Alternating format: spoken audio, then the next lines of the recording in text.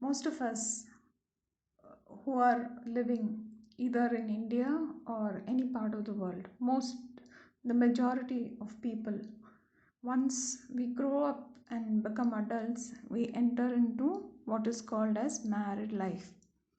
There are few other categories of people who would not get married. That would be people who decide not to get married, they want to remain as bachelor or spinster, or people who enter into religious orders where celibacy is mandated. But for the vast majority, marriage is something which is normally the accepted norm. So once a person, a guy or a girl crosses age of 25, definitely the talk is about the marriage of that person.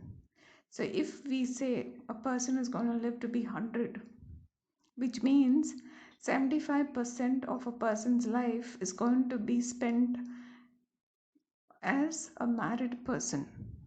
75%. This I'm saying, if it's 100, say a person is going to live to be 50 and gets married at age 25, then it would be 50%.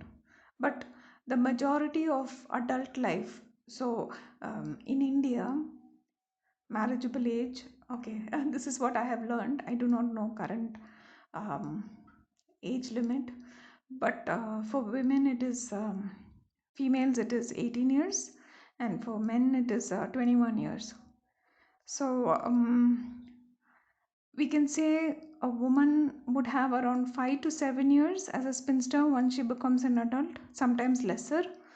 um, and in urban settings it is more, the gap is more, but in most of the cases it is like 5 to 7 years, may go up to 10 years. But the rest of the life the person will be a married person. So also a guy, he would have, say, from the time he becomes eligible for marriageable age, that is age 21, he may get married 5 years later or 10 years later. So he also has around 10 years. So we can say that once a human being um, is of marriageable age, they have around 10 years as spinsters or bachelors, or more lesser than that. And the next rest of their life is going to be as a married person. Why am I saying all this? To stress that majority of our adult life is going to be spent as a married person, which means marriage is a very important part of our personal and social life.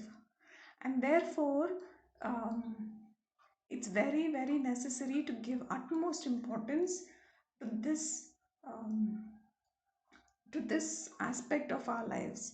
And what I'm sharing here is going to be the learnings. It's going to be the learnings out of experience, learnings from reading various books, learnings from seeing other people's lives, from the world around me. So, what I have learned, I've condensed and I'm presenting it to you with the hope that each of us or everyone who reads this book or listens to this message would be able to be carefully handling their marriage and their lives and improve it for the better. Yeah, thank you.